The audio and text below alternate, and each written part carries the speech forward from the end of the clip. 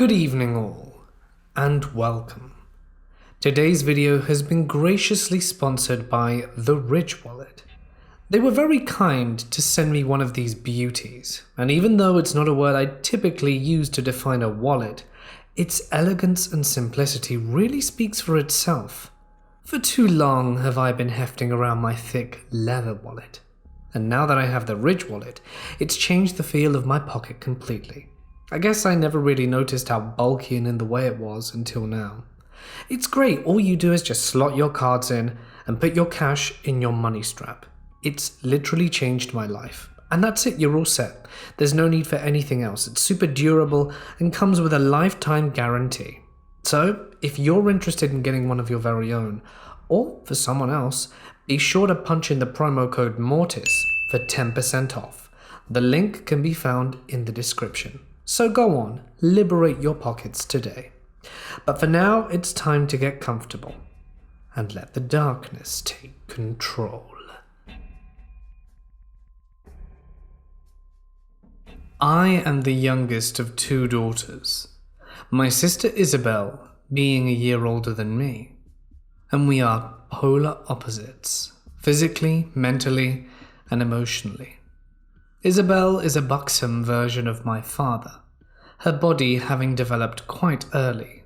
Both of them are control freaks, who think that their word is law, and they should get away with whatever they want, with no one having any right to refuse, but they can never make a stand against my mother, who is a mostly reasonable and calm, nurturing person. The thing is, when she loses her temper, no one wants to cross her, because she is a tsunami. There is no one who gets in her way. I am just like her. During her youth and when she reached adulthood, with an underdeveloped body that caused many to always mistake us for being younger than we were. I also have her somewhat aloof attitude with strangers, but I'm super sweet with people I care about. I also have a habit of ignoring those who try to get on my nerves, but with my mother's temper, which both my father and sister disapprove of, since I made it clear that I won't let anyone control me, although I do respect my parents very much. This first story takes place when I was about 12 years old. I'm 34 now, but the memory of that time is still one of the most vivid and frightful memories I have. And whenever I try to talk about it with my sister, she freaks out because she doesn't want to remember. I don't know if these two incidences in the story I'm about to tell you are related or not. We used to live in a flat situated on the ground floor of the building that we moved into, and often felt like we weren't the only ones residing there.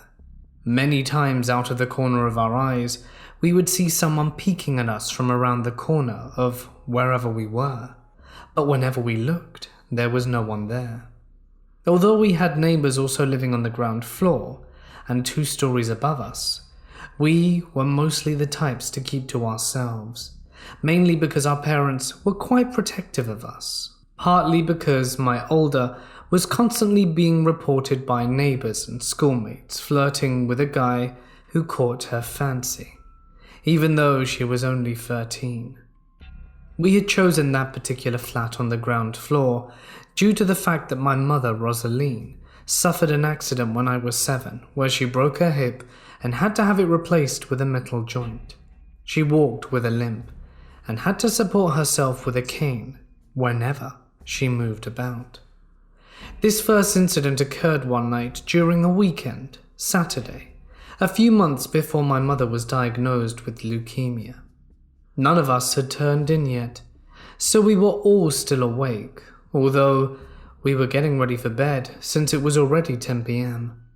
Our German Shepherd puppy, Bonkers, was in the bedroom that I shared with my parents and my older sister, resting his chin on my mother's lap and dozing as she scratched the area behind his ear as she read the true life story section of Reader's Digest. My father, Edgar, was reading the newest edition of Car and Driver, while my sister Isabel was reading a teenage romance. I, however, had been reading The Hound of the Baskervilles. I went to the toilet to answer a call of nature, and after I finished with my business, washed my hands and exited the bathroom, turning off the light as I did so.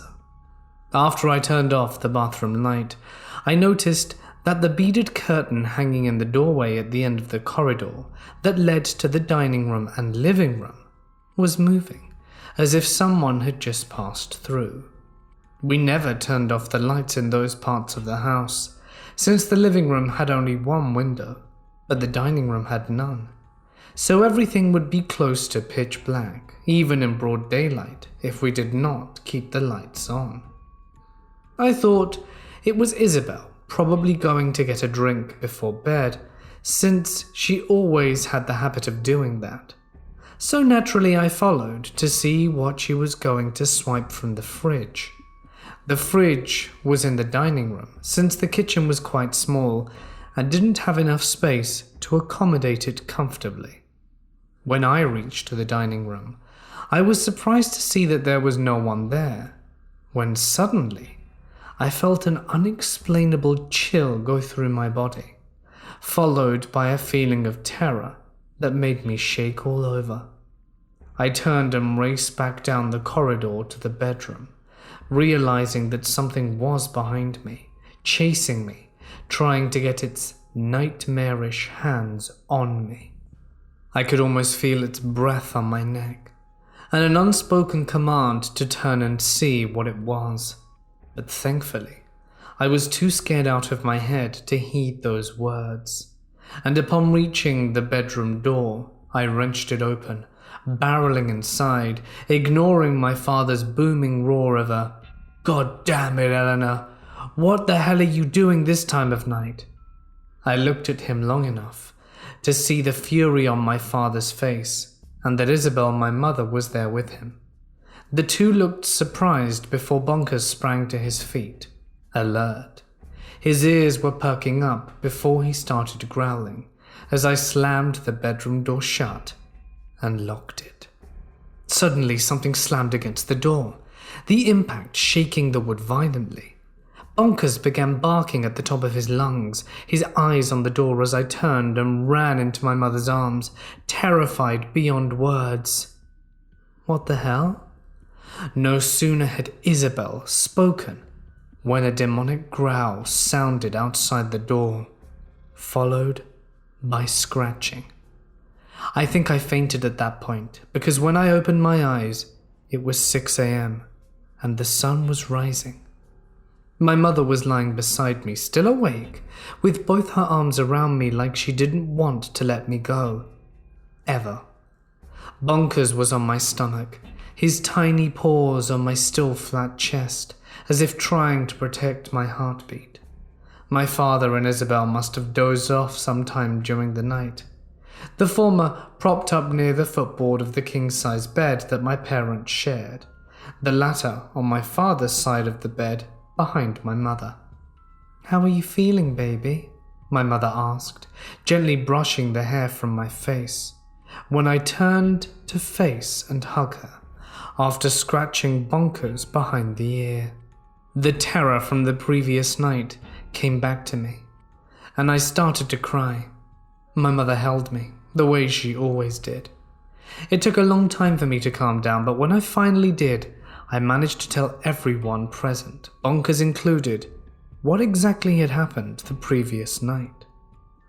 I will never forget the look on their faces when I was done. But needless to say, the end results were that Mama's friends were called to cleanse the house and burn sage. A priest was also asked to do a blessing, although none of them stopped the nightmares that plagued me after it. If only it worked. 3 months later, we were told that my mother had leukemia, and my world fell apart. It was also around the time that the second incident occurred, just after I had forgotten about the night terror I'd experienced. It was summer vacation, so we were allowed to sleep in. My parents left for my mother's checkup one morning around 8 a.m. and I was asleep on their bed, which is right next to the double deck my sister and I use. My sister was sleeping on the upper bunk, and barely 15 minutes after my parents left, I heard someone saying, "Psst," from the foot of my parents' bed. I thought it was my older sister, so I didn't pay it any attention and tried to go back to sleep. Suddenly, I felt something change, and then an ominous, demonic growl sounded from the foot of the bed. I don't remember ever moving so fast in my preteen years. I threw the covers and scrambled onto the upper bunk where I found my older sister still sleeping, but my arrival jolted her awake. Before she could snap at me for waking her so suddenly, we heard the growling again, only this time it came from the spot on my parents' bed that I had just vacated, and we felt like something was glaring at us, even though it was broad daylight and there wasn't anyone else in the room but us. My sister and I huddled together under her blanket, and I could feel that whatever was there was watching us as we lay there the whole time. Since the bedroom door was on the other side of the room, there was no way that we could get out. When our parents came back from the hospital, they found us shaking, and we couldn't even speak. When we finally could talk, we told them what happened. It was obvious they believed us, and didn't leave us for the rest of the day. I remember clinging tightly to my mother for that whole week. And when my older sister and I managed to talk about what happened, she told me one of the things that had freaked her out about the encounter was how white my face was and how scared I'd looked, since I was always the braver one of the two. She said that the last time she had seen me look so scared was on the night that I had been chased into the bedroom by what she suspected was a demonic spirit. My mother succumbed to the leukemia that tore at her body during Christmas of that year, and in losing her, I lost the one person who had ever truly loved me. For the next story I wish to share with you, it's important to note that I am from the Philippines. I've had several paranormal experiences since I was a child, including the ones from earlier, although they are most limited to seeing figures out of the corner of my eye that aren't there when I look, or the feeling of another presence with me, and knowing that I am not alone. Although there is an encounter where I saw a figure as clear as day in the wee hours of the morning that still haunts me.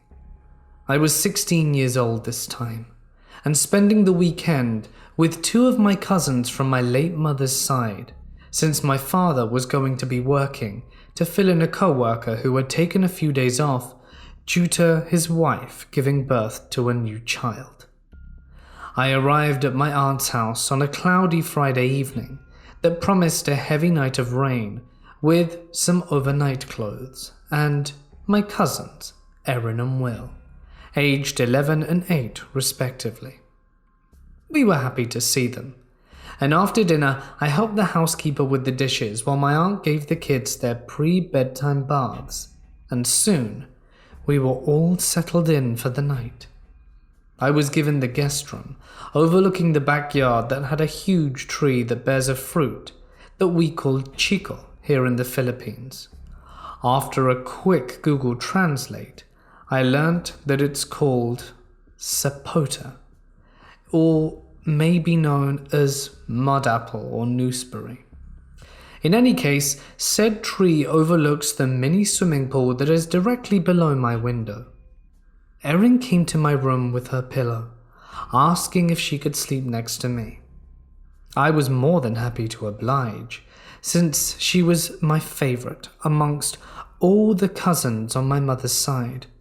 Her little brother Will followed a few minutes later, asking if he could sleep in my room also, but I could sense that Erin had come into my room to get away from Will, since he was her parents' preferred child, and she often felt left out.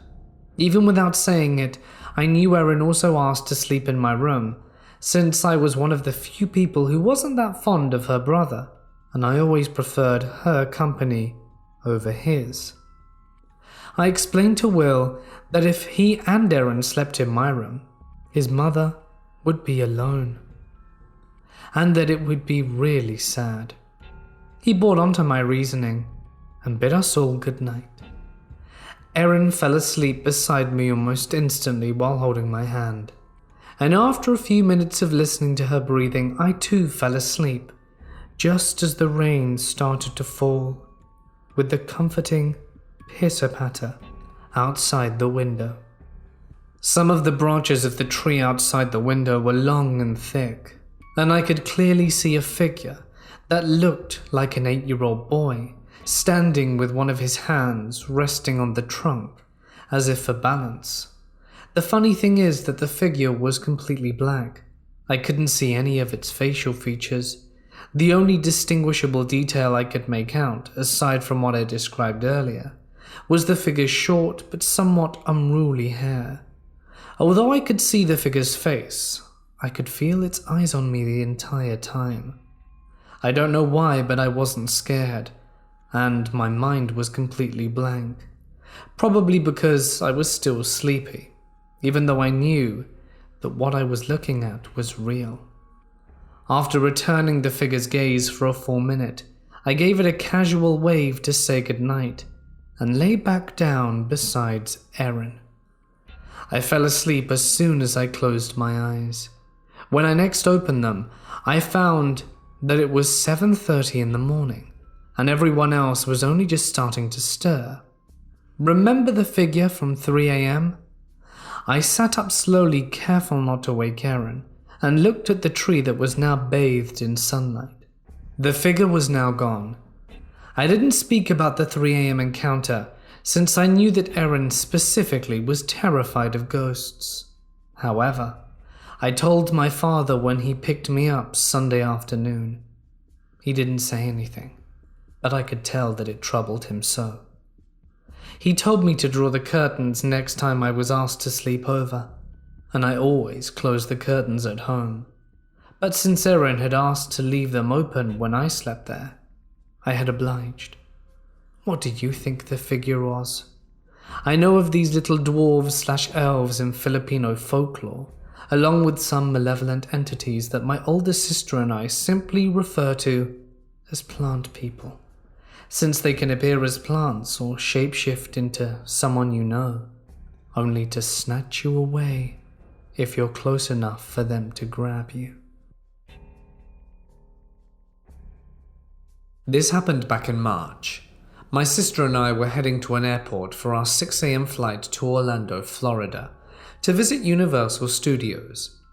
This incident happened between 3 and 3:30 a.m. We were driving along the interstate when we came up behind a semi-truck. The semi-truck is keeping up with traffic, so my sister decides not to pass him, knowing that I really hate being next to big trucks because I'm scared of them. My family has had a few close calls with them, and I've personally known people who've lost loved ones in horrific accidents involving trucks. For a while, being behind the truck was fine. Like I said, it was keeping up with the flow of traffic and being fine. But then about 20 minutes in, the driver starts doing a few bizarre things. The truck will start to brake, or it starts to swerve into the next lane. There is literally nothing in front of the truck, nor is it stormy. It was a cloudy night, but not windy. We weren't following the truck very close, but after that, my sister backs off even more. Soon enough, we're away from the rest of traffic, and it's just us and the truck. It's still randomly hitting the brakes, when it suddenly swerves off the lane and hits the rumble stripes. I'm finally like, will you just pass this truck? He's being really weird. My sister agrees with me and starts gaining speed to just go around the truck quickly, and as she signals and switches lanes, the truck speeds up a little. My sister doesn't let that deter her and just hits the gas. When we get up next to the cab of the truck, the driver lays on his horn, starts flashing his high beams, and speeds up even more and starts to swerve over into our lane. My sister floors it and manages to pull her car in front, though we were forced onto the rumble stripes to avoid being sideswiped by this truck. She keeps going fast, and when we're a good distance in front of it, she gets back over and starts to slow down. But then she's like, "Seriously, what is this truck's problem?" I look in the side mirror, and the truck is just hauling ass, trying to catch us up. My sister speeds up again and is pushing past 85 miles an hour, when we're able to start pulling away from the truck, as the speed limit signs are 65 for trucks and 70 for cars. We eventually catch up to the traffic that had left us behind with the truck, and from there, we are able to slow down a little more. But with the truck gaining speed on us, we passed through them, and when the truck caught up with traffic, he slowed way down and we were able to lose him. I've told this story to people before, and they're always like, "Oh, sounds like road rage." But I honestly don't know what my sister and I did to annoy this guy in that case. But I do know that this trucker made my paranoia around semi-trucks even worse. I live in Adelaide, South Australia. I moved to the city from a small country town with my partner, Mrs. Brajikarp, roughly 10 years ago now.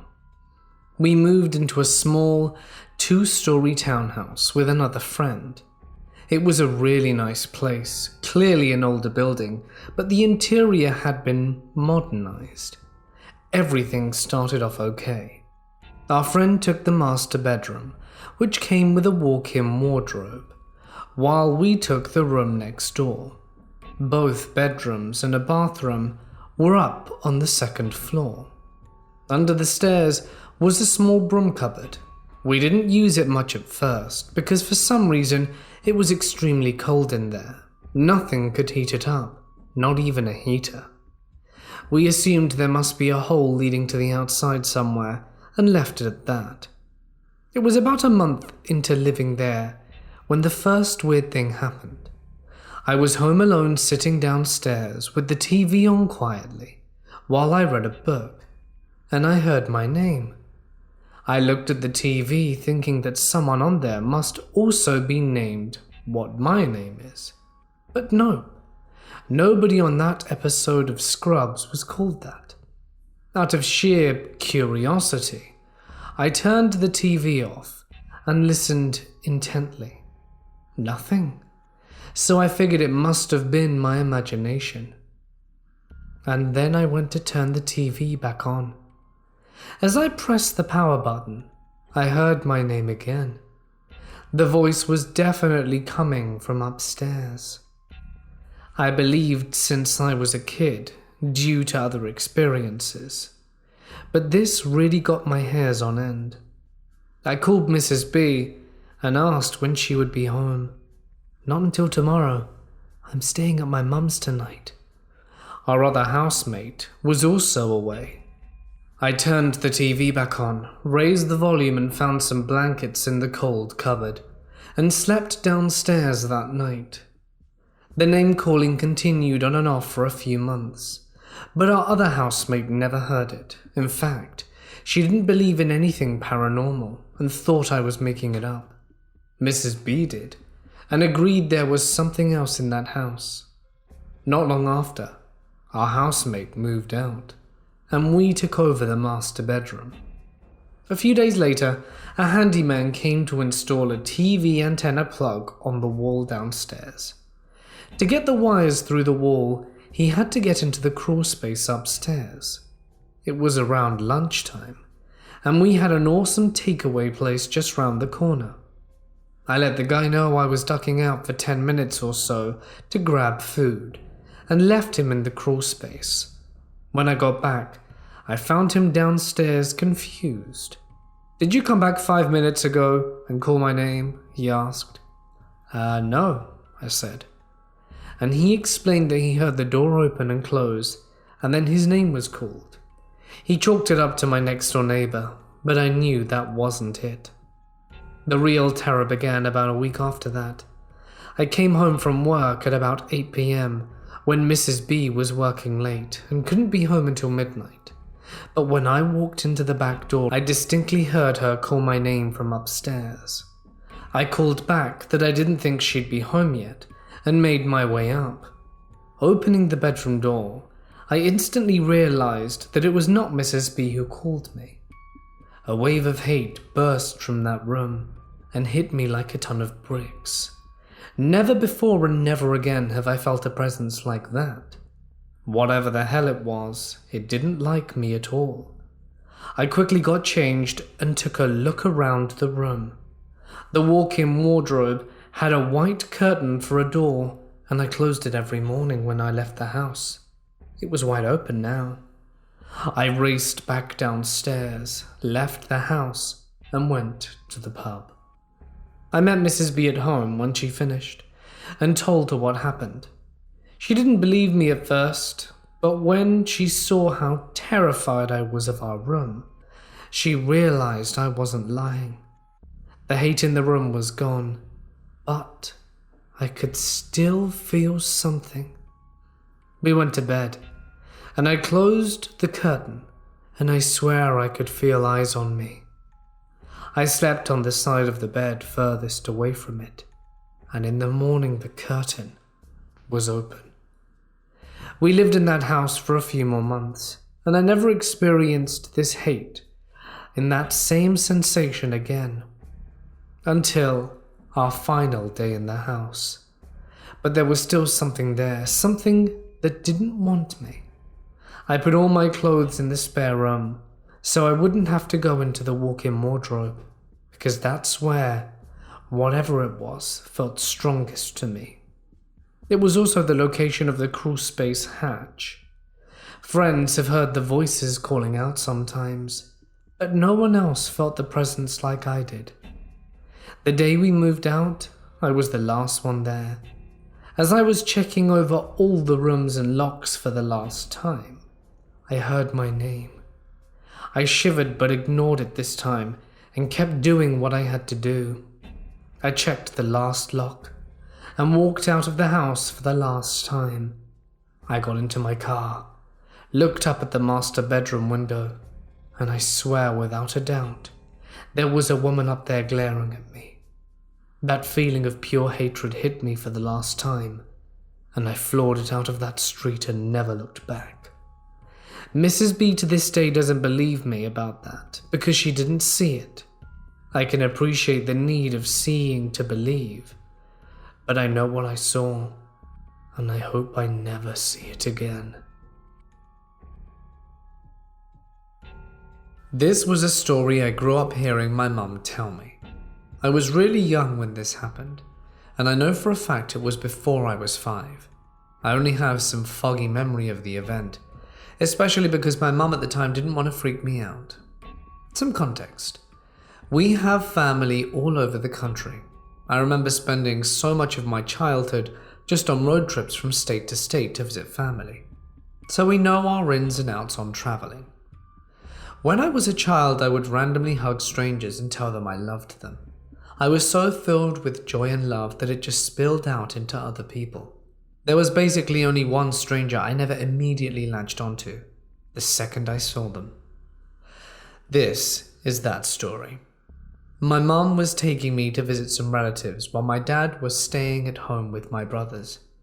She had to go to house sit, and in general is a better caretaker of me than my father, so it made sense that I went with her. We were driving for hours until we finally hit a rest stop and got out to use the restroom. Now, there was already this guy in the parking lot who, according to my mum, it looked like he was watching everyone who was entering and leaving the rest stop. The second we got out of the car, he did too. My mum held my hand, and we head into the restroom, but immediately picked up on the fact I let go of her hand to hold her other hand, the side of her away from the man. Now looking back, she told me it was clear somewhere in my tiny child brain I picked up on some sign of danger. I avoided the man as much as I could, and would quicken my pace to the restroom and car. I never did that with another stranger ever again, and I had never blatantly avoided another adult like that. We do our business and head back to the car. and the man had gone back to his car and watched us leave, only to then follow us to his own car. My mum immediately recognized what was going on and tried to shake him off on the highway. He wouldn't budge and tried to get as close as he could. Apparently, while doing this, a semi-truck driver noticed how frantic and off she was driving and could see her looking back at his car. He realized what was going on and drove up to the side and kind of made eye contact with her, and they were on the same page from then on out. Turns out the driver called up on his radio to other truckers and told them what was going on, and a bunch of drivers from different routes nearby came onto the same highway we were traveling on. A few minutes later, they began blocking out the guy's car and essentially trapping him away from my mother. And as she turned onto an exit to get off the highway to another rest stop, as the original trucker driving us followed in. He got out and spoke with my mother and told her he picked up what was going on, asked if we were okay, and drove with us to a Burger King and got us something to eat. We spoke and he followed us back onto the road, until eventually we went our separate ways. So to the guy who was probably trying to take my mum and I, let's not meet. And a huge thanks to the truck driver who quite possibly saved our lives. The first time I had a supernatural experience, I was about 5 years old. My mother used to fly sailplanes earlier in her youth, and still had a lot of friends in the airfield, and would often take me with her for a bit of hanging around, grilling, or flying on small planes owned by her friends.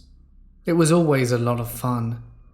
Bordering the airfields were woods where a lot of people associated with the place had small summer cabins for staying over.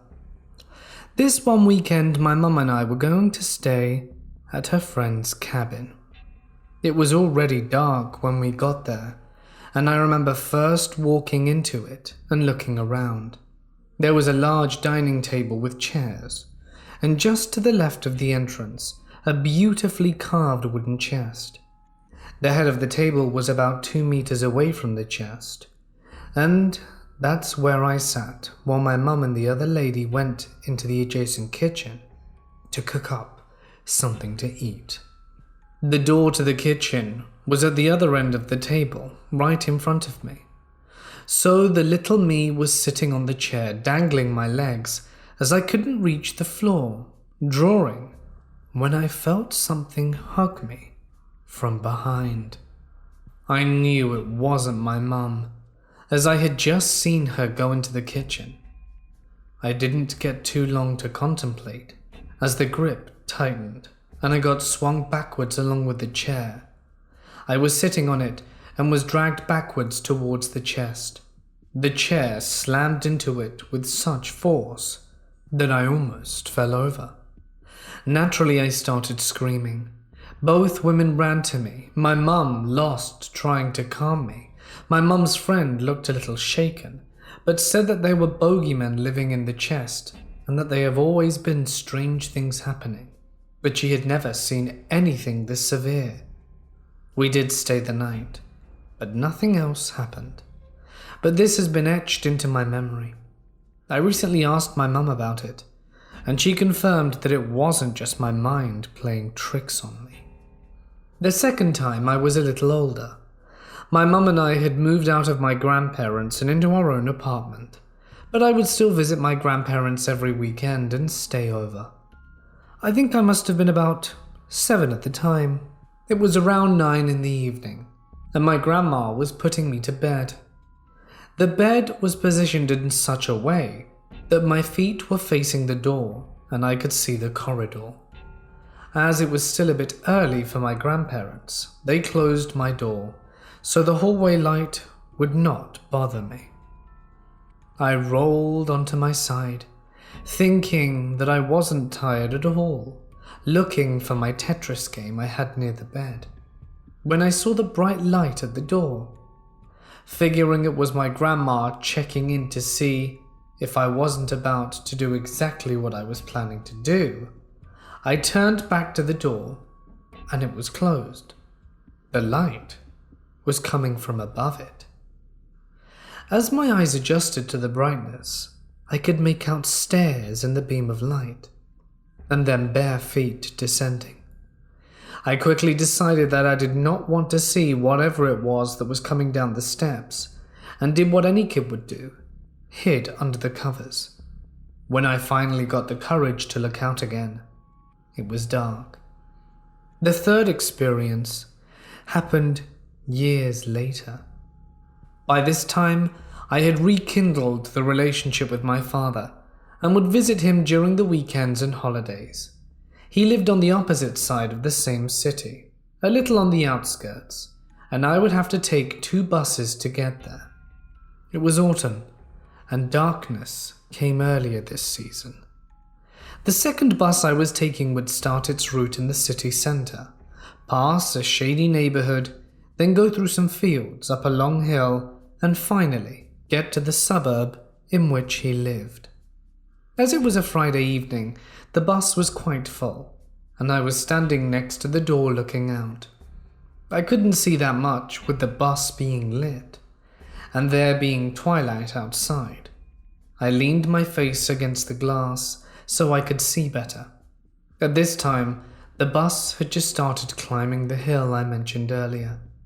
There was nothing but open, weedy fields and a few scattered trees out there, and I could see a man running across the fields. My first thought was that he was out jogging.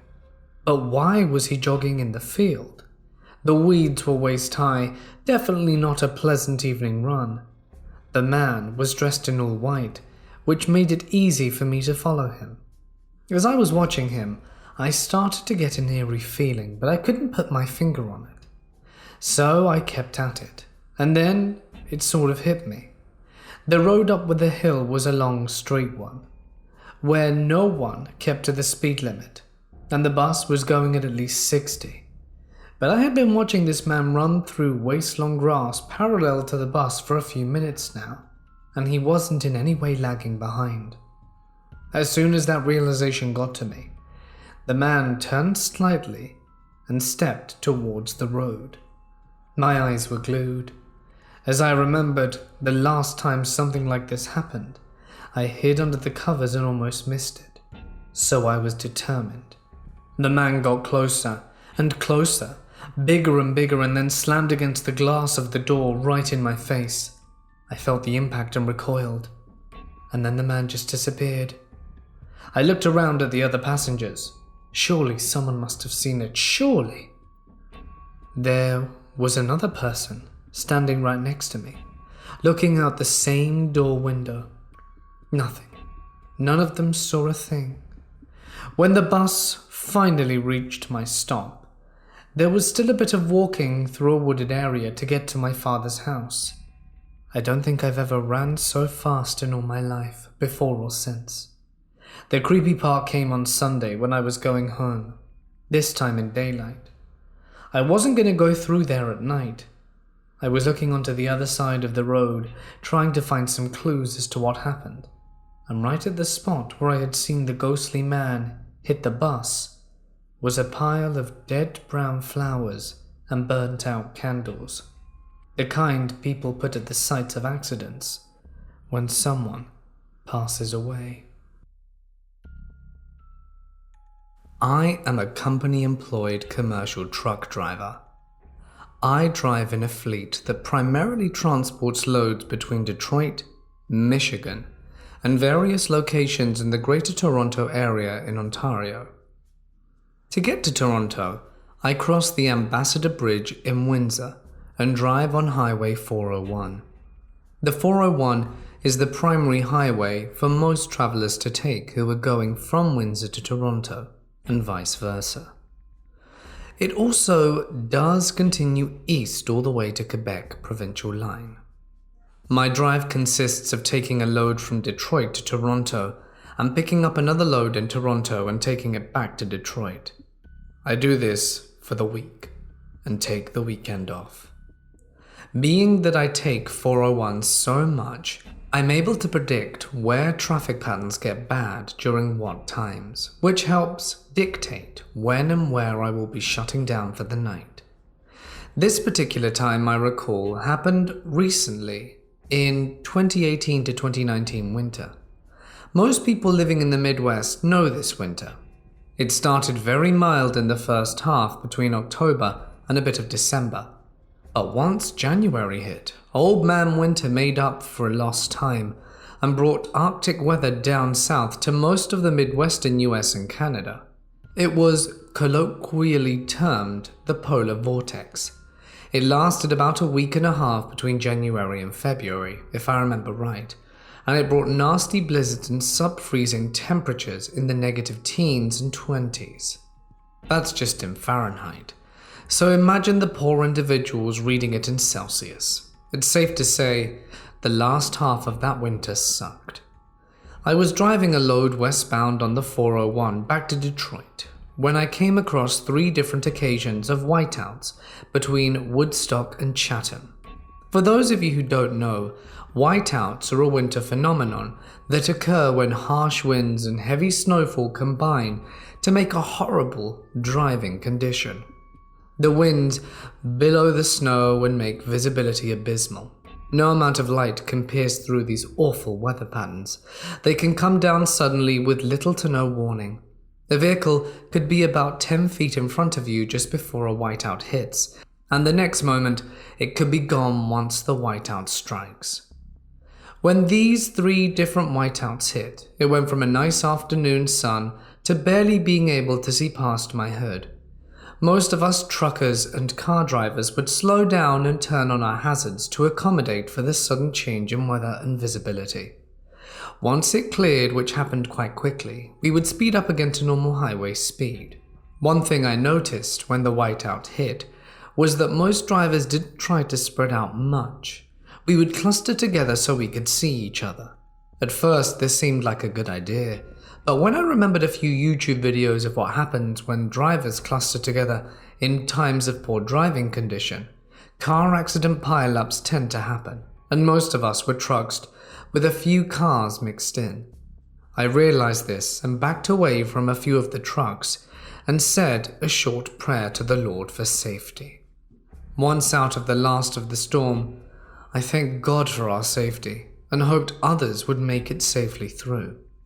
I dropped my load in Detroit and swapped it for a Canada-bound trailer and headed back east on the 401, as I still had plenty of time left to drive. However, once I approached London, Ontario, I noticed that the westbound side of the highway was surprisingly void of traffic. I have driven this particular stretch of highway often enough to know this is a bad sign.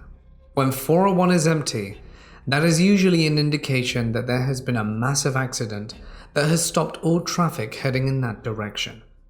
Being that 401 is a corridor-type highway between Windsor and Toronto, there aren't any other major alternative roads to take in case of an emergency.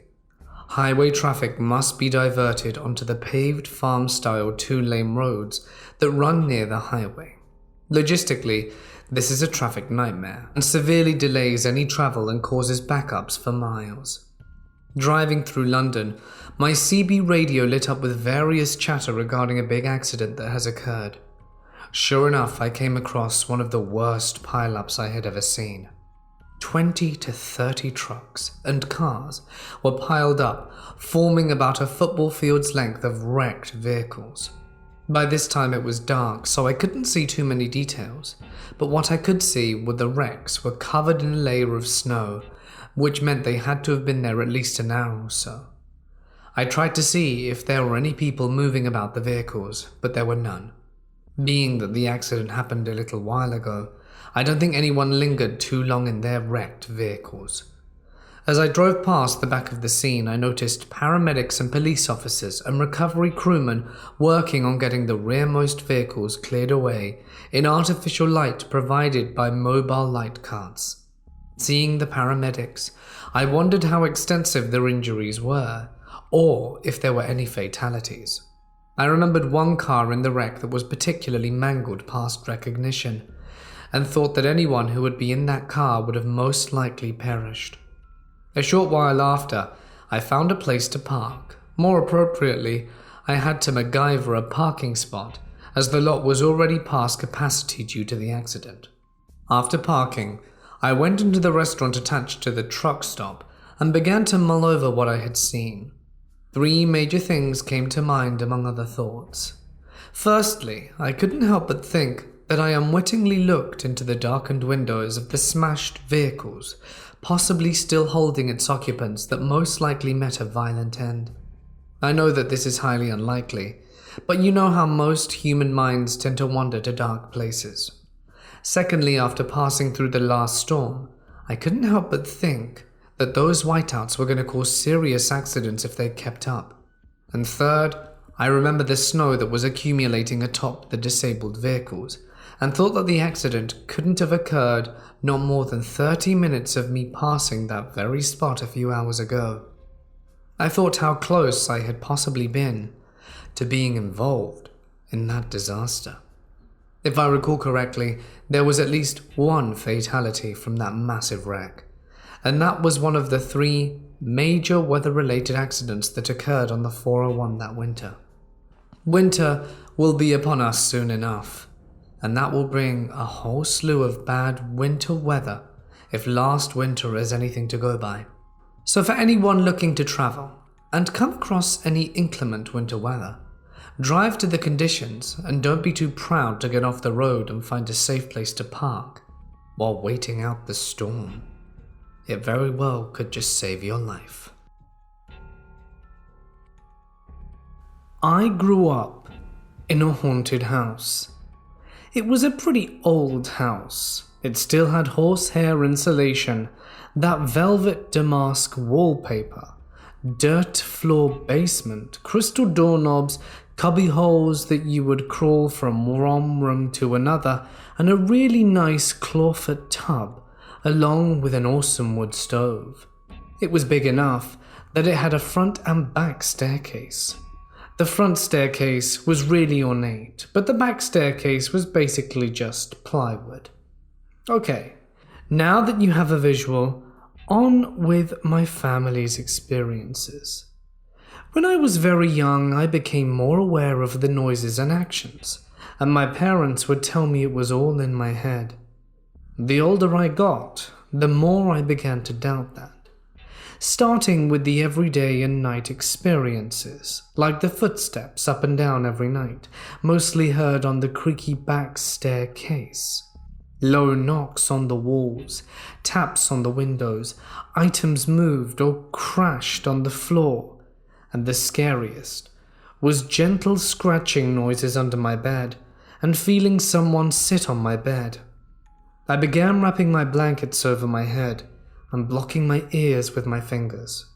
Around 10, it became more intense, doors opening and closing with enough force that it was definitely not a draft. The silverware drawer was completely pulled out and smashed to the floor when everyone was in the living room, feeling not so much a tug on my hair, but like someone was lifting up strands. At this point, my little brother of 6 and me at 10 had been sharing a bedroom. All the rooms were huge. My dad built me my very own room that was previously attic space, but on the same floor. It was huge, and was more like a living room with a bedroom around the corner. Every few days, I would be in bed, and hear my door creak open. Someone walk over to my bed and sit down. It was terrifying.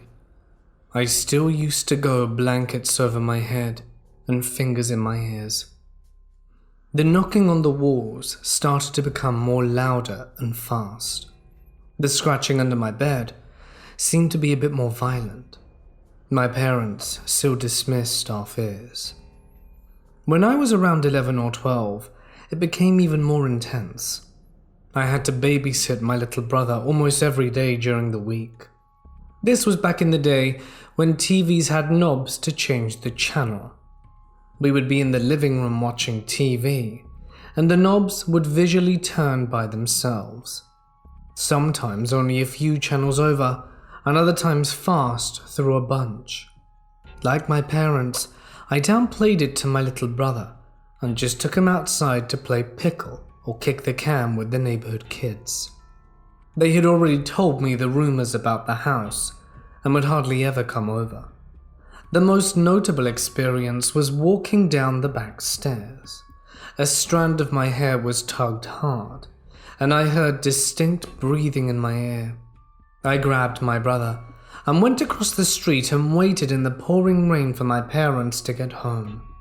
Ironically, where we waited was an entrance to an old cemetery, but I don't believe it was related to the haunting.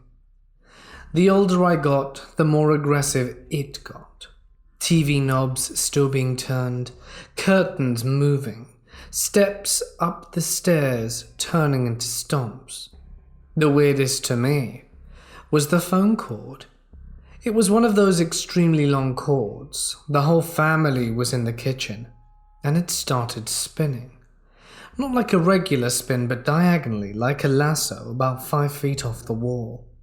My parents downplayed that too, but by then, it didn't matter. I started to become desensitized. Going into 5th grade, I acquired a new best friend. She would come over, and it turns out we were both really into the supernatural. Watcher in the Woods with Betty Davis was our favorite movie. I ended up telling her about the house, and we came up with a brilliant plan to buy one of those Hasbro Ouija boards, candles lit and everything. Never even thinking it would work, and I don't remember if I actually did get it to work. But one day while babysitting, I had my innocent little brother play with me. The board immediately worked. My brother was freaking out, but I kept on going. I don't exactly remember the exact questions, but some of the answers were, "Kill John, my little brother." My addiction with all things horror, movies and books and such, led me to believe I had to burn the board. I took it out to the side yard and tried to burn it, but it just scorched a little bit.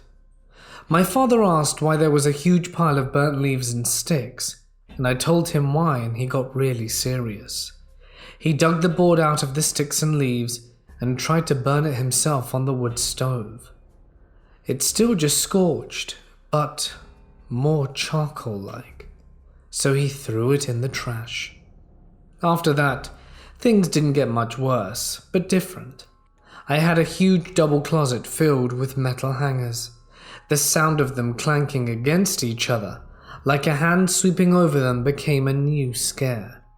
I reverted to my usual finger in ears and blanket over head technique. But then I started getting pissed. I was so sick of being scared. I started yelling at whatever it was to leave us alone whenever it happened, and yelled that I wasn't afraid anymore, telling it to piss off. I had a game most people won't remember called Boggle. It was a cube of letters, and you shook it up and tried to find as many words as possible. One day I sat it in my living room and arranged the letters to say "go away" before bed. I woke up to the words being scrambled to say hump. Gross, I know. Everything ramped up. Louder knocks, heavier sitting on my bed, and more frequent visits into my room. By then I didn't care. I knew it sounds weird, but I started calling it out before I went to bed, and to wake me up at certain times, and it actually did with more gentle knocks by my bed. When something visual happened, I would tell it to cut it out. It didn't really listen that much, but it did occasionally. At the end of that experience, by the time I started fighting back, we moved. A few years later, my parents admitted it was haunted, and described some of their experiences too. I'm still drawn to that house, and I'm dying to walk through it again to see if it remembers me. Weird, I know. I've researched the house and owners and events related to it. The rumor was there was an older woman that died there and had an Irish wake. It was held in the house and lasted a week. I've desperately searched for the previous owners' names but found nothing. One notable thing is that the house has changed hands quite a few times since then. A few months ago I brought it up to my mum, and she told me the previous owners were a woman and her son that was a well-known judge. Their last name was Moriarty. Also, she told me how the day after the house was sold, the woman's daughter ripped the kitchen phone off the wall and screamed at my mother that now we couldn't use it to make long-distance calls. It didn't take long to find info on the son. He was a really well-known judge. The most messed up thing I learned from his obituary: he took a sabbatical to travel the world to visit sites that people have claimed to have seen the Virgin Mary. Why that is important, out of everything that happened, see the image of the classic depiction of the Virgin Mary in my little brother's bedroom window was the most predominant memory. I wasn't scared, but more curious, and then it faded. What are the chances? I'm also agnostic, but for some reason have always felt a deep representation when I need someone to guide me, so I recite Hail Mary. It's been quite therapeutic sharing this. There are many more silly stories about what happened when I was young, but at the present time, I've been seeing moving shadows out of the corner of my eyes every once in a while, as well as orbs. Perhaps one day, I'll be able to revisit my old place and see if the spooks are still about. This happened around 2 years ago. I was 16 and my family was on their way to Mexico. The main point of going was for my grandfather to meet my little brother, who was around 7 at the time. For those of you who don't know, the roads in Mexico, once you cross the border at Laredo, you either take the freeway or the toll road. The freeway is a fast pass to getting thrown off the road and off a mountain. Quite literally. The road isn't wide and big trucks hardly fit in their own lane, as if they respect the yellow line in the middle. Toll roads are supposed to be the safer alternative. You pay a certain fee depending on your vehicle at different spots, and there's supposed to be federal policemen along the highway. About 4 hours before we got to my dad's hometown, we approached a bridge with a lot of traffic, which was odd since the rest of the road hadn't been so clustered. Being from the US, we found it odd that some vehicles were driving over the white line on the right side of each lane, in the shoulder.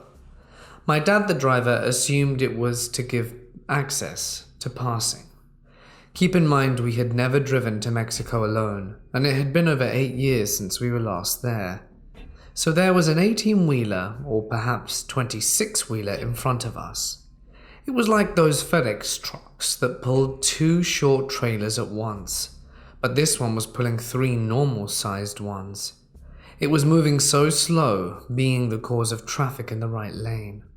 Since he was driving on the shoulder, my dad decided to pass him, still able to do so without crossing the yellow line into oncoming traffic. We noticed that the other cars weren't doing the same, but we didn't think much of it. After a while, I looked back out the window, trying to take a picture of the sunset. This is when I saw the same truck coming at us at full speed. I froze in fear as I saw this gigantic thing of a truck coming at us. My brothers noticed that I was staring out the window and looking back. My younger brother, at 13, yelled to my dad that he needed to move. As if things could get worse, there was traffic on the oncoming lane, so there was no way of us passing the vehicle in front of us. My mum began to panic. Her then undiagnosed anxiety was getting to her, and she was constantly turning in her seat, yelling to my dad that the truck didn't seem to be slowing down. My dad managed to calm her, and we refused to look back and build into the anxiety.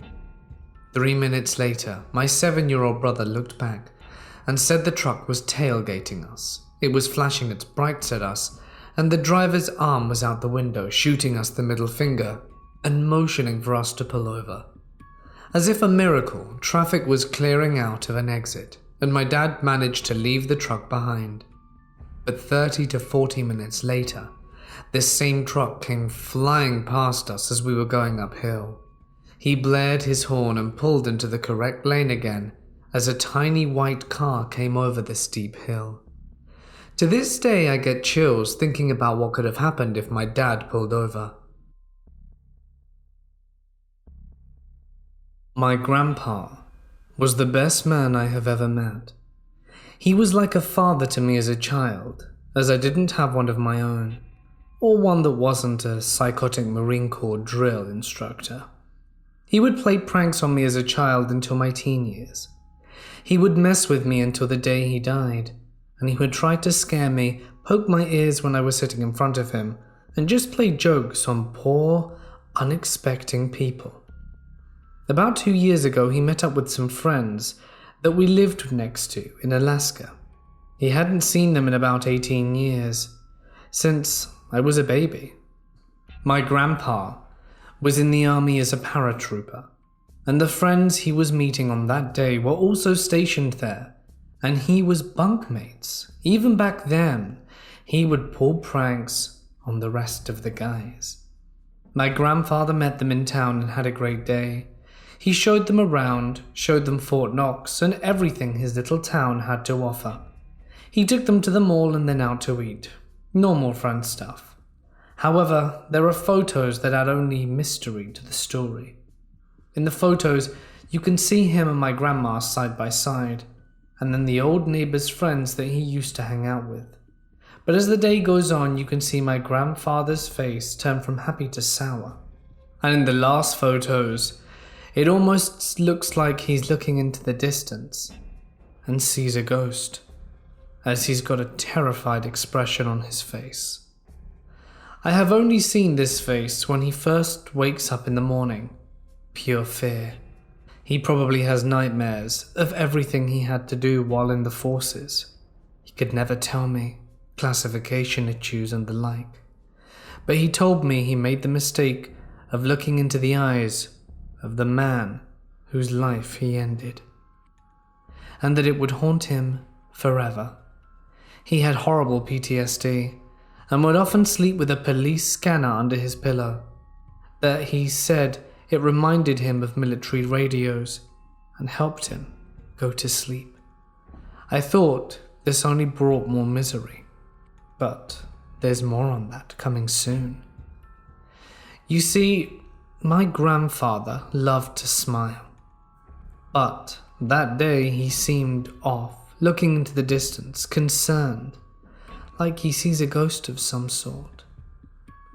A few hours after that photo was taken, he went home, sat in his favorite chair, turned on his favorite show, and told my grandma he was taking a nap, as he was feeling exhausted from that day.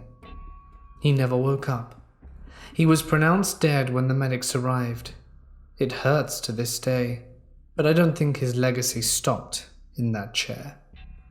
He died at the end of March, and his funeral, fittingly, was on April 1st.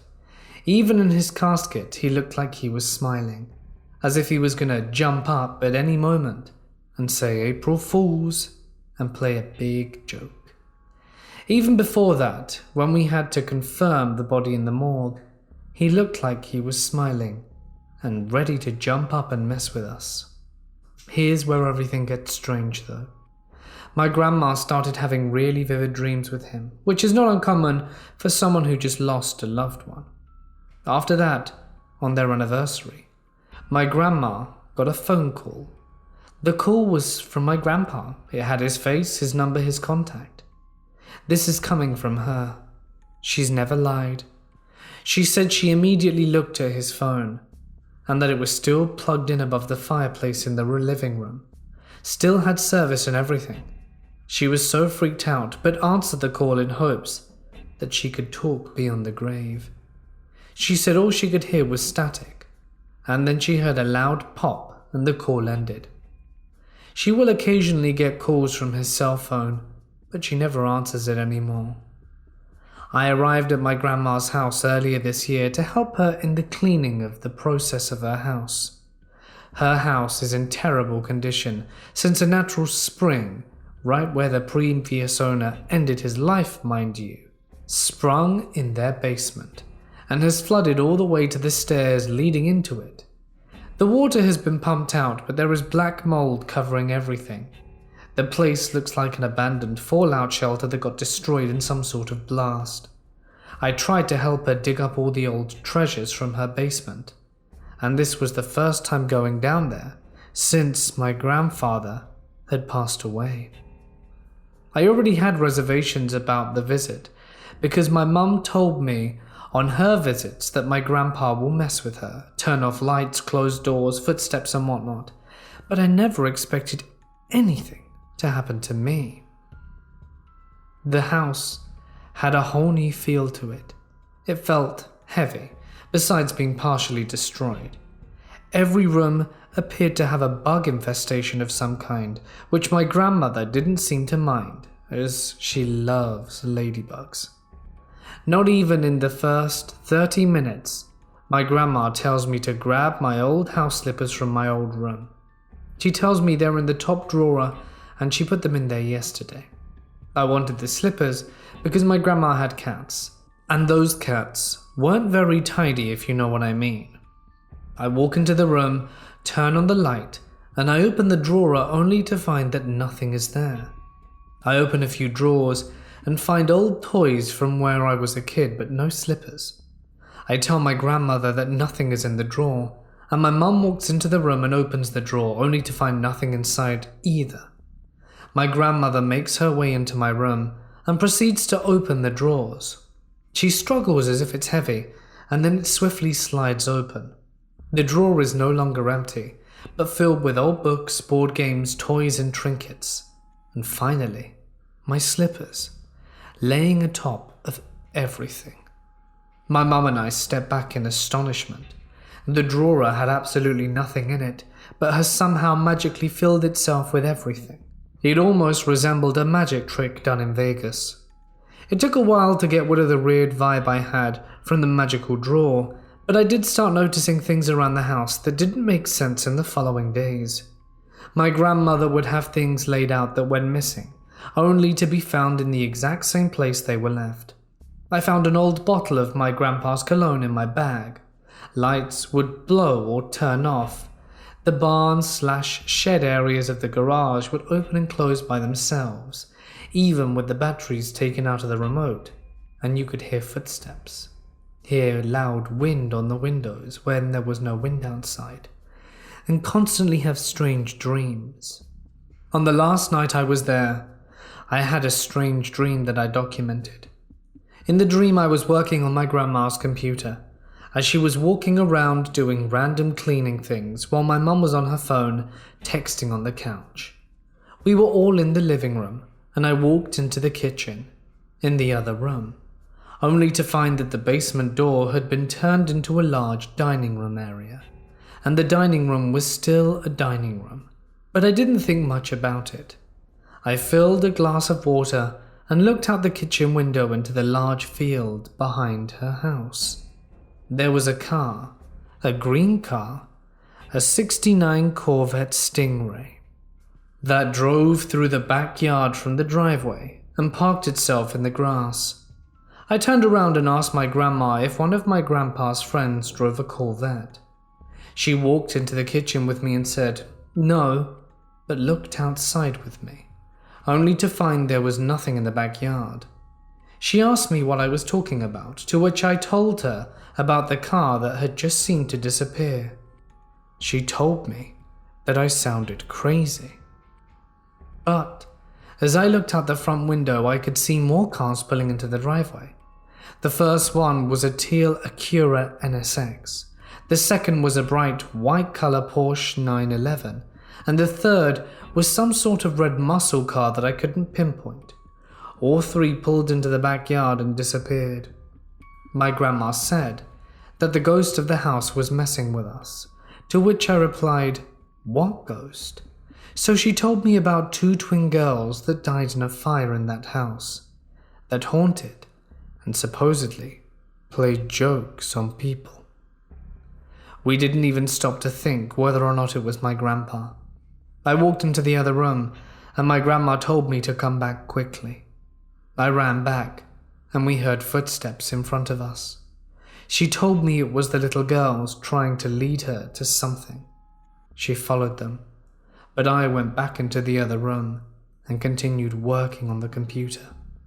My mum was asking me what was going on. But hold on. Before I start this part, I do want to say that any time I'm telling this story, it happens.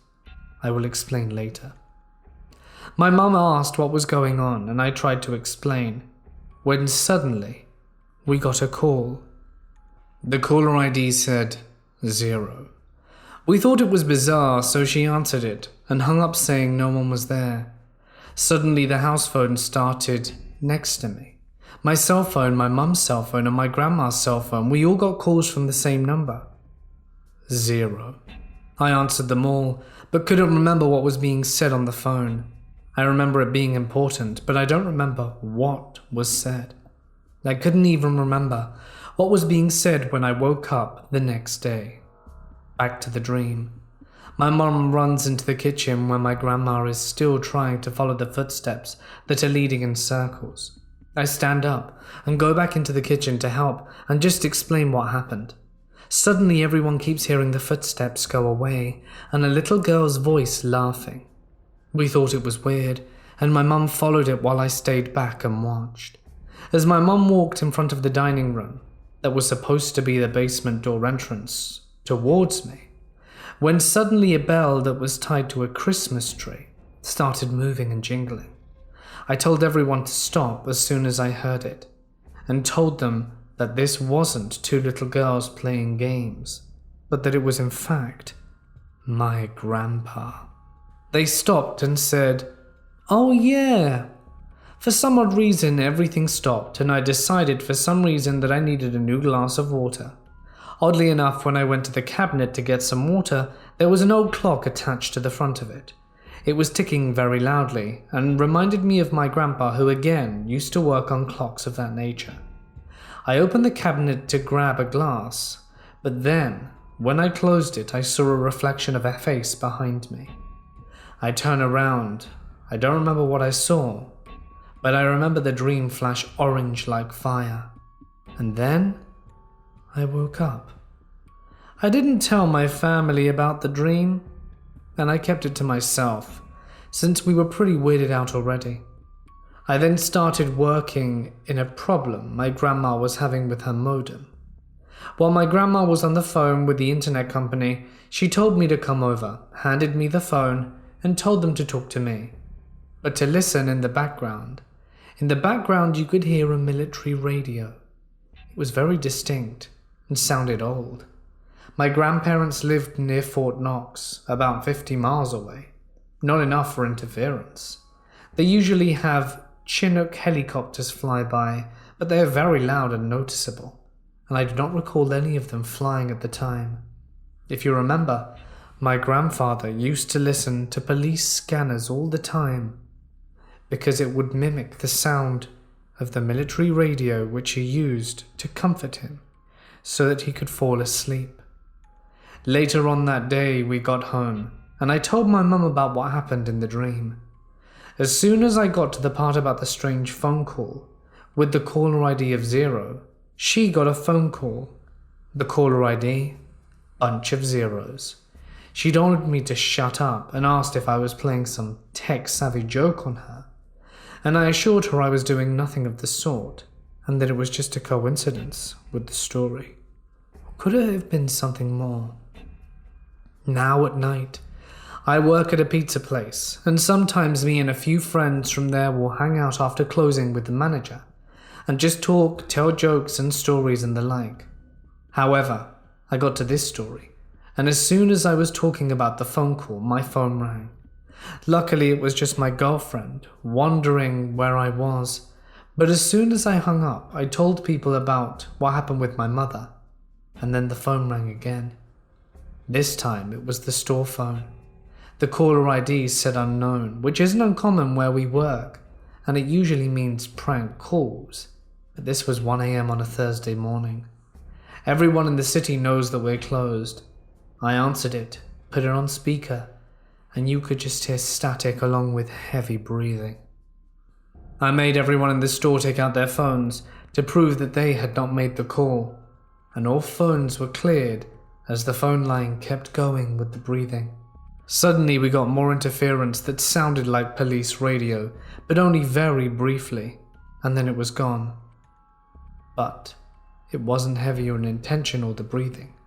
It sounded like someone was breathing out of their nose and into a mic unintentionally.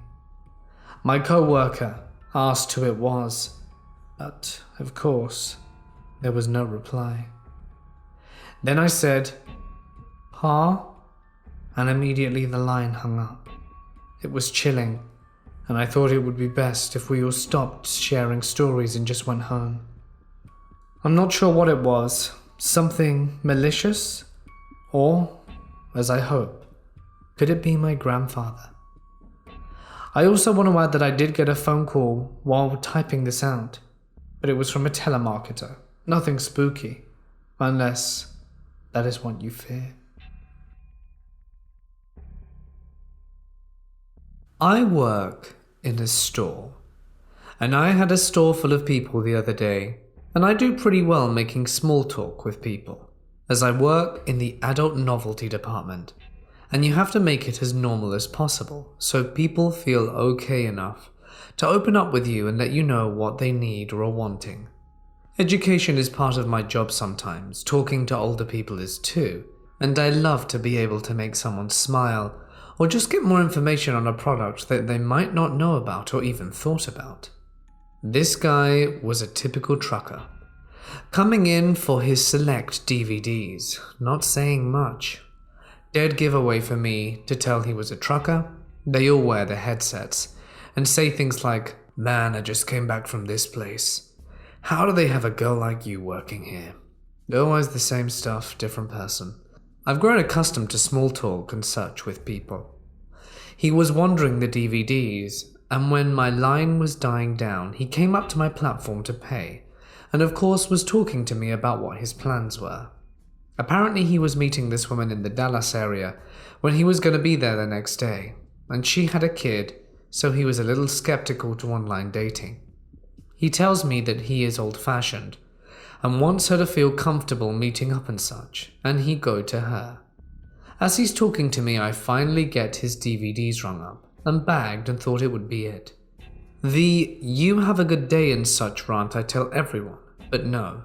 This dude decided to stand at my counter on the platform and talk to me while I was working on my line of guys in the store wanting to get home. The guy freaked me out just a little at first, because he would seem to follow me if I was trying to do something on the platform, like get something out of the case for a customer, or immediately start talking to me when he saw I wasn't busy. Eventually, the creep alarm in my head goes off, and I text my husband, who was home, and tell him it's an emergency. I'm getting creeped out, and he tells me he's coming, and the guy is still in my store following me whatever I do. I move to do something, and I'm counting the minutes in my head until my husband comes in. He eventually got the hint.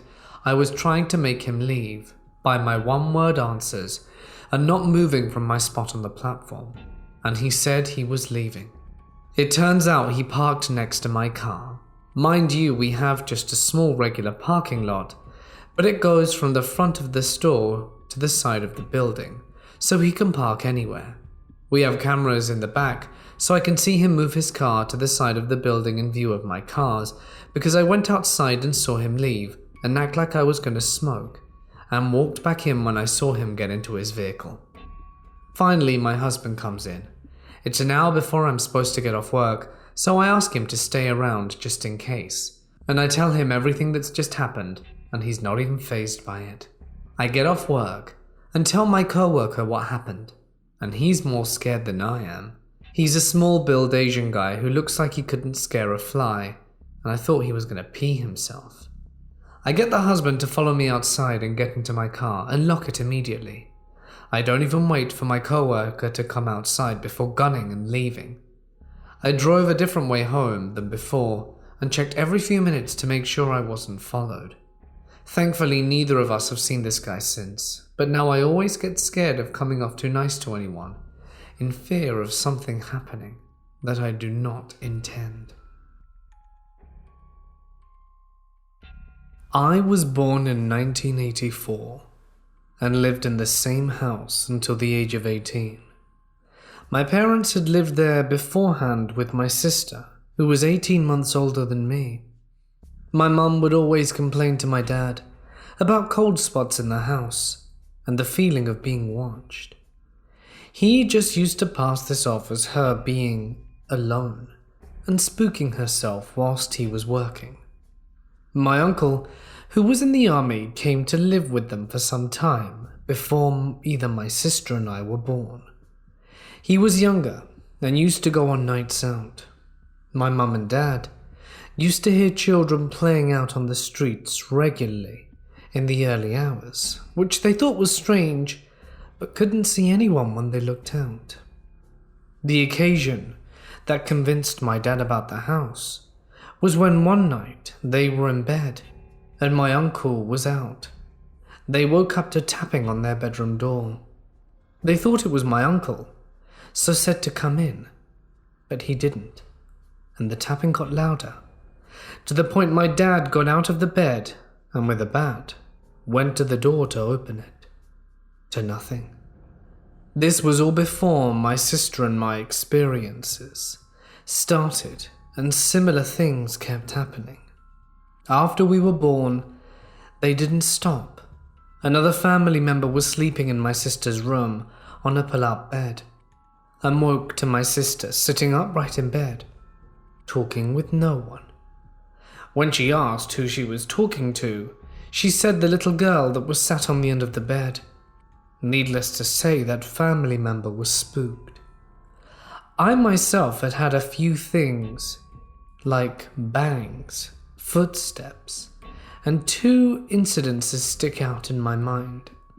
One morning, I was sat at the dining table eating breakfast with my mum, and we heard my sister walk out of her room and start to come down the stairs. We could see the lower stairs from where we were sat, and they had a distinct sound, as stairs do.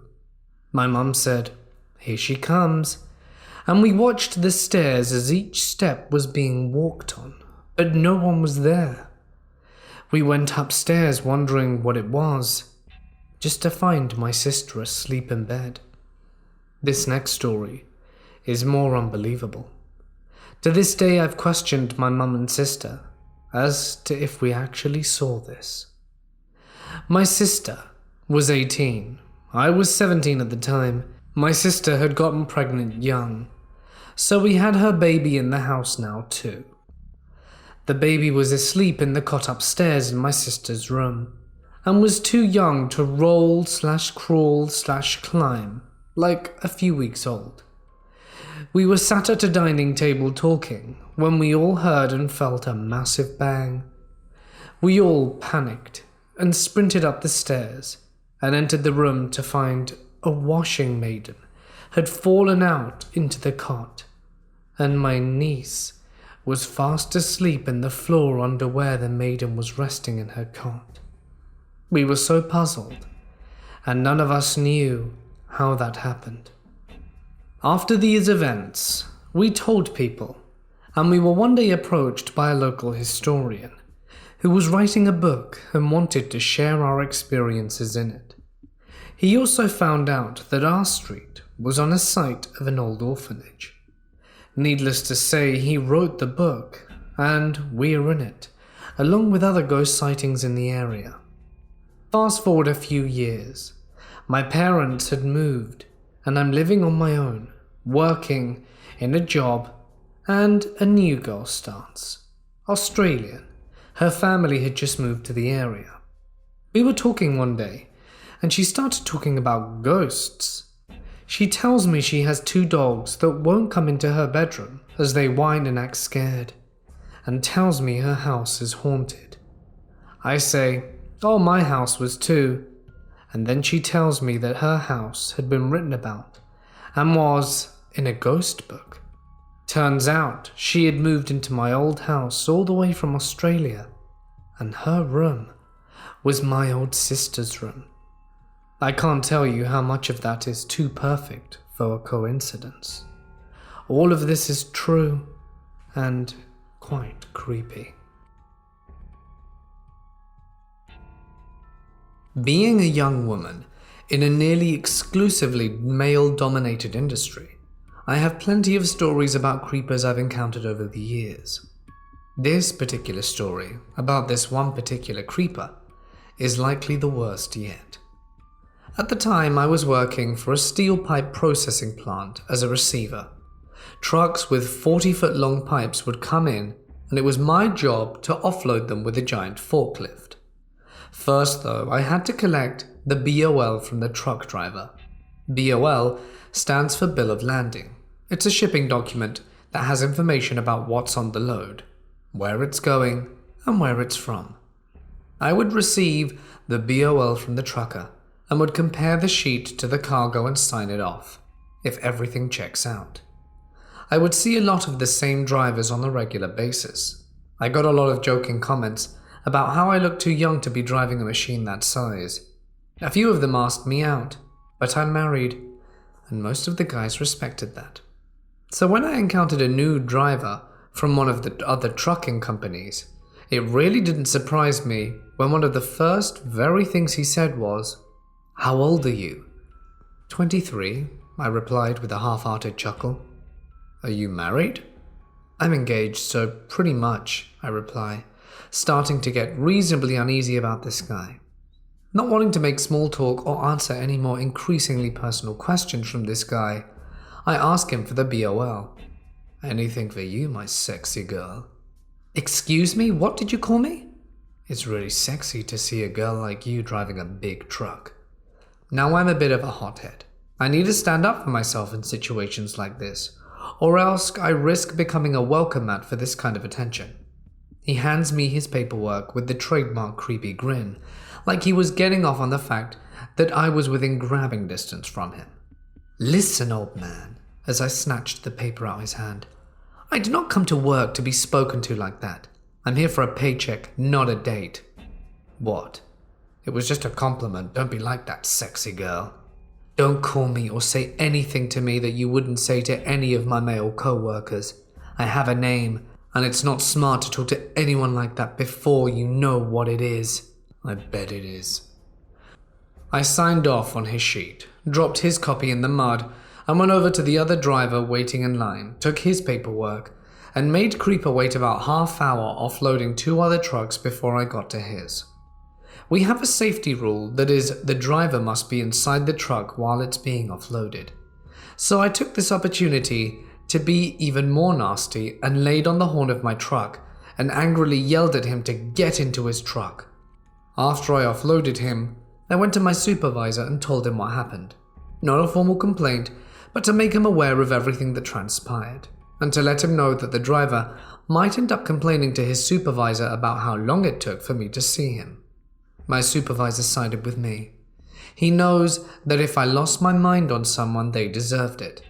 He knew about a few other incidents prior, so he was supportive, and he told me to report anything else the guy does that's messed up, and said he'd be willing to send someone else over to deal with that particular driver, if and when he bought another load.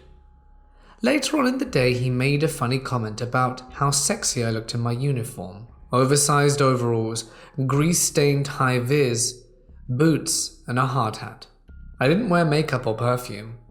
I looked like, and was mistaken for, one of the guys on a few other occasions. So the creeper must have been thinking, "Oh my god, a girl must say nasty stuff." I thought I made things pretty clear to the creeper, and that he wasn't going to bother me anymore. Nevertheless, I wasn't keen on the idea of having to walk up to his cab to get paperwork from him again. The next day, guess who shows up with a new load? I call over the radio. "My favorite driver is here, can someone come and grab his paperwork?" A few minutes go by and one of the co-workers I get along with drives up in his smaller tow motor and approaches the driver for his BOL.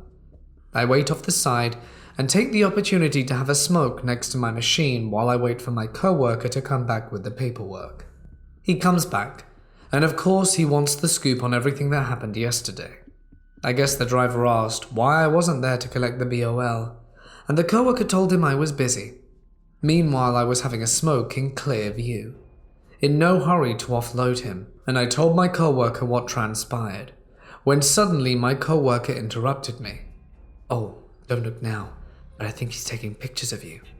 Of course, my head whipped around, and sure enough, Buddy was holding up his phone, pointing it at me. Taking pictures, I assume. I scurried up into my machine and got on the radio for my supervisor. "Favorite driver is taking pictures of me. 10 to 4, I'll call security, do not offload him." Given the nature of what we do and why we do it, there are strict security guidelines at this place. Once a month, we had a bomb sniffer dog inspect the property. It was that big of a deal. So even if he wasn't taking pictures of me, he had no business taking pictures on the property. Security show up, and I watch as the driver hands him his phone. My coworker was there with him, and later told me the guy said he was just trying out his new phone. Bullcrap, but whatever. They didn't find photos of me or the property on his phone, but he had a few minutes to delete them. Either way, he was barred from the property, and my supervisor reported him, and what had happened the day before to the driver's employee. I never saw him again, but the story doesn't end there. A few weeks later, another driver from the same company, nice guy that I had a good rapport with, filled me in on my favorite driver. "Your buddy got canned, yeah?" "Oh, that's too bad, I'm gonna miss him." Yeah, he was always on thin ice because the girls in the office were getting weird vibes from him. Always hanging around the office way more than necessary. But nothing to fire him over, though. But his police report came in, and it turns out he had several misdeeds in his past against women. Oh, lovely. So, wherever you are, creepy predator truck driver, let's not meet. I'm currently 17 and live in Victoria, Australia. I'm a major believer in the paranormal. Let me explain my predicament. My family and I just moved into a rental house about 2 months ago and have been noticing a shadow out of the corner of our eyes. It started off in only one place where we'd see it pass by one window. This was interesting to me because several of my family members said they'd seen the same thing, and when we decided to finally talk to each other about it, we discovered that we'd seen similar things. At first, we shrugged it off. That was until I had my own personal experience. My elder brother and I had been sitting at the dinner table. The table is right next to the kitchen bench for reference, when we saw a shadow of a head out of the corner of our eyes poke up, so it was just sticking over the bench. But of course, when we'd look over there, there'd be nothing. Now, we have 2 dogs that are in the house, and at first we thought it was one of them. That was until we realized one was in the room with my sisters, and the other was asleep at our feet. That freaked us out a little, but whatever. It wasn't giving off a bad vibe, so we continued with whatever we were doing. Before we decided to head off to bed, we actually saw it a few more times. My personal experience comes after, when we finally decided to go to bed, probably around midnight.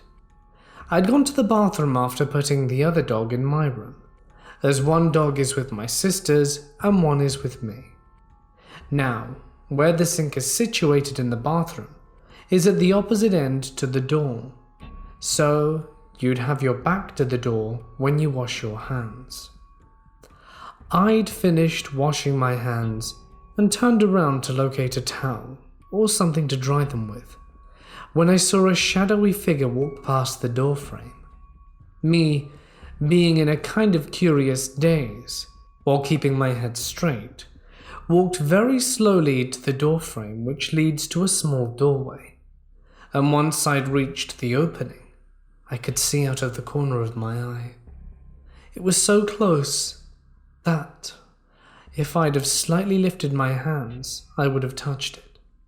But of course, once I looked directly at it, it's gone.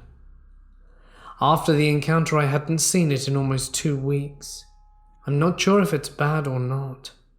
But does anyone know what this could be? because I'm a bit freaked out. I'm a hazmat tanker truck driver for an on-site diesel fueling company in Massachusetts, and have a creepy encounter. I work typically from 3 p.m. to 2 a.m. and was fueling up school buses in Sudbury, Massachusetts at 11:30 p.m. It was 5 Fahrenheit, and I was alone one night after a heavy snowstorm. This stop takes roughly 1 hour to complete, and there is nothing but swamp and old Revolutionary War cemeteries 15 feet away.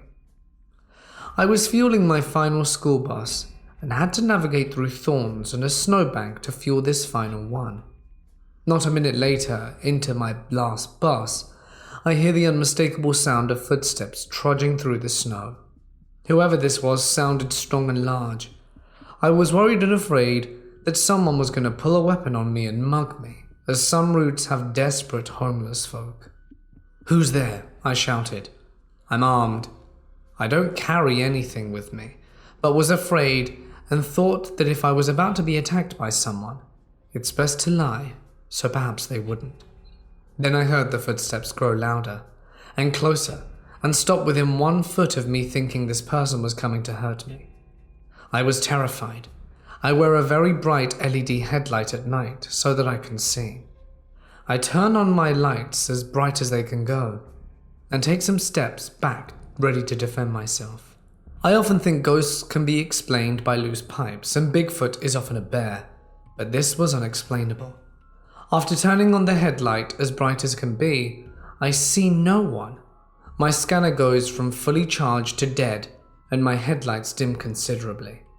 Remember, this is 15 feet or less from a 300-year-old cemetery in Sudbury, and is a very wealthy town with no homeless folk and no crime, and mostly woods, especially where I was, which is what makes footsteps all the more creepy. I know this is not particularly eventful, but I'm convinced this was a paranormal experience and needed to share it.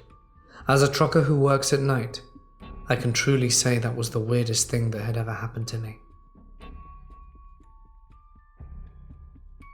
There's no two ways around this. I'm pretty depressed.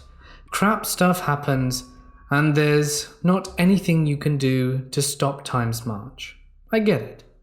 Recently I've been in a slump, not leaving bed for a long time, apart from getting junk food and using the bathroom. During this time I've started seeing faint faces and images, flashes for a second in my vision. Not the usual shadow people. I've just been chalking this up as my brain being exhausted, so I'm not counting it as anything. This is what messed me up though. I've been starting hearing my dead cats meowing at me. My beloved cat died away from me, and if I had waited one more night to send her to the animal hospital, she would be with me. And it really crushes me, even just typing this out. I know it's not really my fault, but I can't help these thoughts. She had a very distinct meow, and for the last few days I keep hearing her. See, I chalk this up as being exhausted, except my cat and dog hear it too. I was in bed with the dog on me and the cat on the windowsill when I heard a faint meow from below the bed. The cat shot up and froze. The dog perked his head up and growled. I had the dog check under the bed before me, because I'm a coward. But there was nothing there. I cry every time I hear the noise, and maybe that's what's driving it to continue. I'm extremely frightened because of this. I think the activity is getting worse. I'm huddled in my bed right now, and I don't dare look above the covers like a child. Whatever is in my house knows what scares and upset me, and I don't think it wants me to feel happy. Maybe it's come to collect me. Who knows? Anyone with any explanation, it would be much appreciated. I'm a truck driver and still am in employment. A number of years back, I was driving along a highway. I don't want to mention where, and it was quite late out. I want to make it very clear I still had plenty of time left and was in no way tired as I was doing this night run. I also prefer driving at night, as that means there tends to be considerably less traffic on the road, which makes my runs far easier, not to mention my job more enjoyable, as I just listen to music as I plow along. I was paying very close attention to the road. It was a bit wet from rainfall earlier that day, but it was dark and the moon was out, so aside from puddles and slipping, I would mostly be fine. That's when I see something in the distance. It appeared like a woman, walking bare feet in the middle of the road. I thought I was about to hit her. I was coming up dangerously close. I looked in my mirrors and knew that there was nothing I could do. It was already too late. I don't know how I didn't see her before. She seemed to just pop out of nowhere. And, although I didn't feel anything, the horrible guilt hit my gut, and I quickly pulled over as rapidly as I could, convinced I had just ended someone's life. I pull over, shaking like a leaf, and slowly get out of the cab and make my way in the dark towards where the figure was. I have my flashlight, preparing for the worst, ready to see what carnage I had just bestowed to the road and the innocent life that I had stolen from this earth. I walk. No other vehicles are coming, and I don't see anything. I keep walking, and at this point I've gone further than I knew I'd traveled. There was nothing and no one on the road. Did they avoid my truck? But how? I looked to the sides of the road, and it was a bank. I shined my flashlight down to have a peek, but no one was there. I yelled into the dark, "Hello? Is there anyone there? Are you okay?" There was no response.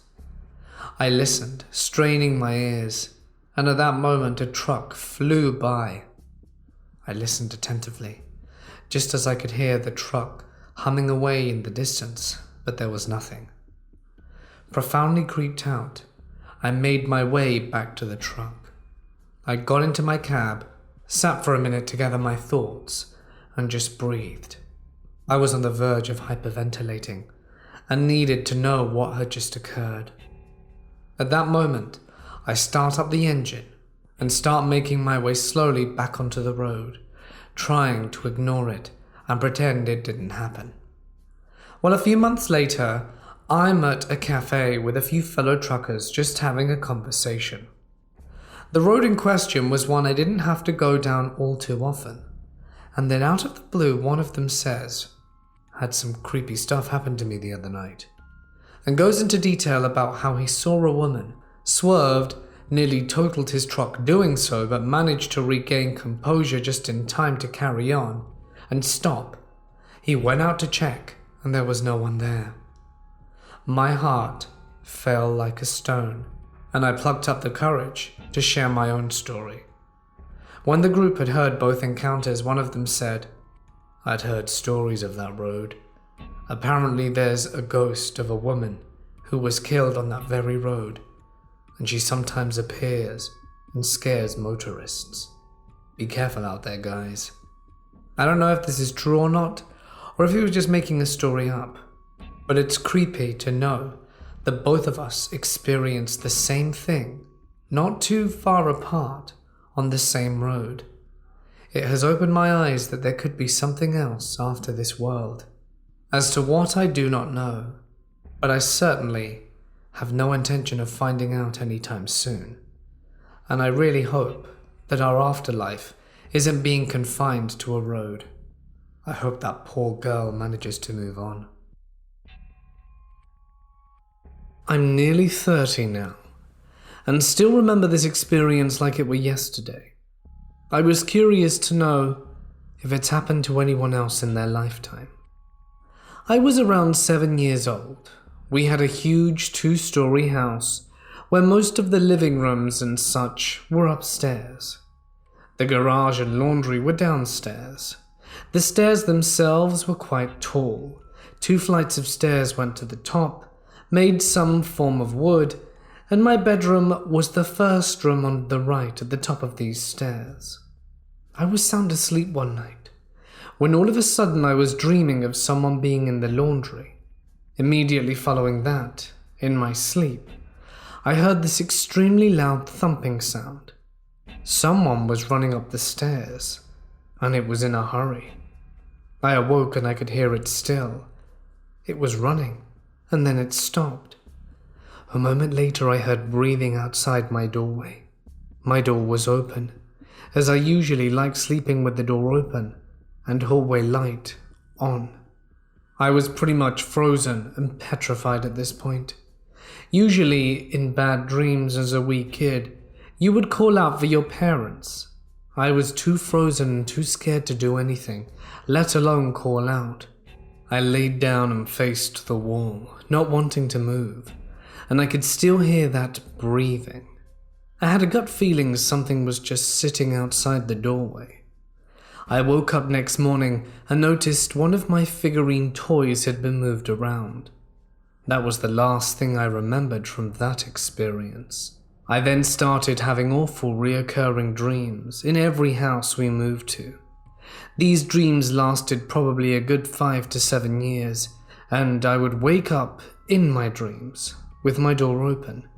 I would look down the hallway from my bed and see someone sitting at the dining table.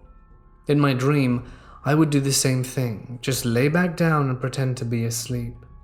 However, in the dream, this figure would always get up, walk into my room, and put its hands over my face.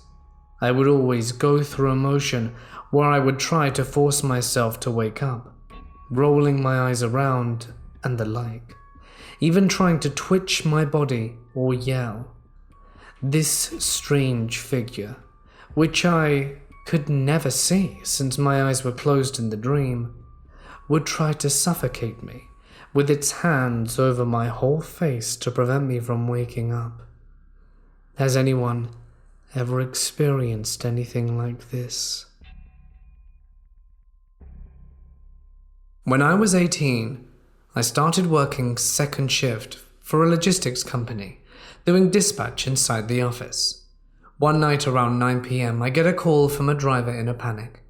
Now we've hauled vans, glass, flatbeds, and even hazmats, so sometimes we have big problems to fix. I had only been there for a few weeks, and hadn't had to deal with any chemical spills or anything crazy, so I calmly tried to ask him what's going on and what he needs help with, but I'm already freaking out. He tells me he's got lot lizards all over his truck, and that they're trying to get in and he doesn't know what to do. I'm confused as hell, so ask a co-worker to handle this. Do I call the cops or an exterminator? The other 3 people working second shift just start laughing and won't say anything to me, but tell me I better get back on the phone. I pick up the phone and the trucker is laughing his ass off. This is when I start to calm down a little, and a bit of logic came back, and I figure out what lot lizards were. The guy called in at least once a week for a year to try and mess with me. Best driver we ever had. I've been driving trucks for over 14 years now, and I must say I still love it to this day. One of the things that keep me hooked to it are the experiences I have while out on the road. There's always something new to see on each trip I take, even if I've been through the same state, driven past the same mountains and natural wonders, or been down the same road hundreds of times before. Something about it always changes, and I notice something new about the landscapes each time I pass through them. There have definitely been some good times and good memories along the way, but there have also been some bad ones too. One bad experience in particular seems to come to mind first every time. Whenever someone asks me, what's the worst thing you've ever seen during your time on the road? I always tell them about the fat man and his skinny cow. It happened like this. Our paths crossed about 5 years ago on a dark but cloudless night in Tohatchi, New Mexico, along Highway 491, better known as the Devil's Highway, on my way to Salt Lake City. It was around 1 in the morning and I was literally the only vehicle on the road for miles. I've already been driving for about 9 hours at this point, so I know I was fighting the urge to fall asleep. But what I saw on the side of the road woke me up real fast and sent chills down my spine. At first I thought my tired eyes were playing tricks on me, but after a quick double take I realized that they weren't. It was a fat man who appeared to be out for an early morning walk with his emaciated cow. I tried to rationalize what I was seeing. Now this is New Mexico after all. Though they are sparse, people and cows are not uncommon in this state. But then again, I'm also in the middle of nowhere. The only speck of human existence for miles around is this small CDP of Doichi. It's one of those blink and you'll miss it towns. Add to that, as I previously mentioned, it's 1 a.m. No one should be out walking their nearly dead cow on the side of a highway at this time of night, or at all for that matter. At this point, my curiosity takes over. I want to know what this fat man is up to. Now, I've heard all kinds of horrible stories about this road, ranging from ghosts attacking people in their cars to UFO abductions and everything in between. But at this point in my life, I wasn't a believer in all that hype. So I pull over, popped my brakes and stepped down out of the relative safety of my W900, like I was about to pump fuel at a truck stop. It just wasn't a big deal to me.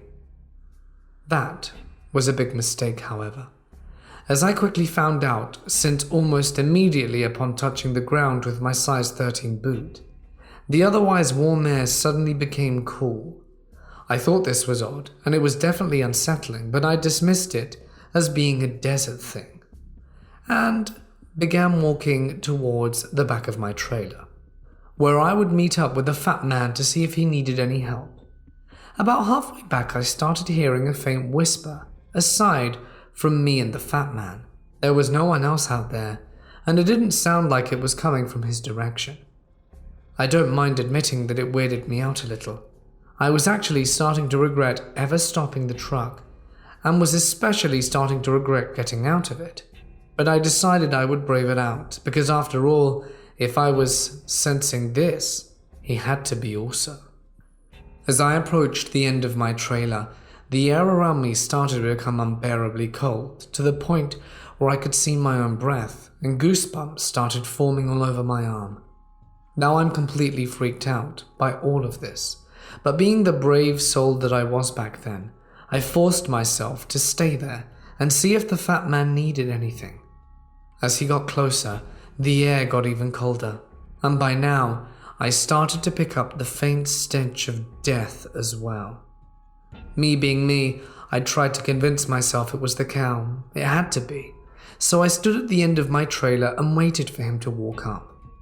As he emerged from the darkness of the night and stepped into the bright beam of the LED taillights, I started to see a face, tinted in a red hue, that sent chills immediately down my spine. His eyes were sewed shut. His nose was bloody, and his jaw looked like it was broken. He walked with a limp and was being guided by his cow, which was tethered by a chain around its neck, the other end wrapped around the man's waist at least 4 or 5 times. This was undoubtedly a gruesome sight to see. The chain meant that wherever the cow went, he went too. Appalled by this, I instantly snapped into action and ran to the truck to grab my phone and call the police, and a pair of bolt cutters to cut the chain off him. By the time I came back, he was already halfway up the length of my trailer on the other side, so I gave chase. When I finally caught up to him, I told him my name and explained what I was going to do. But before I could cut the first piece of chain, he turned around and faced me. It was very dark and I could barely see him, but the little bit of him that was illuminated by my hazard lights was all I needed to see. He took a step towards me and slowly extended his right arm out at the same time. Then he stopped with his finger less than an inch from my nose and said, in a demonic voice, "I choose you." With that, the cow suddenly disappeared, and I started to feel something wrap around my waist. I looked down and see the chain. My eyelids started to itch and sting, and felt like they were being forced shut. In the midst of this happening, the fat man was chanting something, but I couldn't make it out, because I was in so much pain from my jawbone, which felt like it was being broken by some unseen force. Completely helpless, I cried out in agony, but my voice started becoming distorted and soon was replaced by a raspy, phlegmy howl. I was still conscious during this whole thing, and I felt everything just before the transformation was complete. I started seeing images in my head that looked, sounded, and felt like I was being beaten with my hands bound together behind my back by two men in what looked to be soldiers' uniforms from the Revolutionary era. They looked very unkempt. Their hair was long and greasy, their beards were raggedy and had droplets of whiskey in them. They were shouting at me in English, but somehow, even though I speak English myself, I couldn't understand what they were saying. Back behind one of the men, I saw the same cow that was walking with the fat man on the side of the road. It was wandering around aimlessly with a chain wrapped around its neck. The men started sewing my eyes shut, and I could hear them laughing at me as they finished one eye and started on the other. Everything was going dark as they put the last stitches in. And then I felt a blow to my nose and another to my jaw. I felt everything. After they had their fun, I was forced to my feet. A chain was wrapped around my waist and secured with some kind of lock. They freed my hands from behind my back and kicked me in the arse, and I started walking. But I couldn't see anything, so I kept tripping, which made the men laugh. Then I felt a gentle tug on the chain. These men tethered me to the cow so I couldn't get away. I felt myself pass out from hunger, thirst, exhaustion.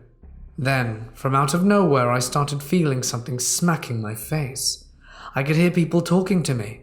Somehow, I managed to open my eyes and a very bright light in my face and people standing all around me.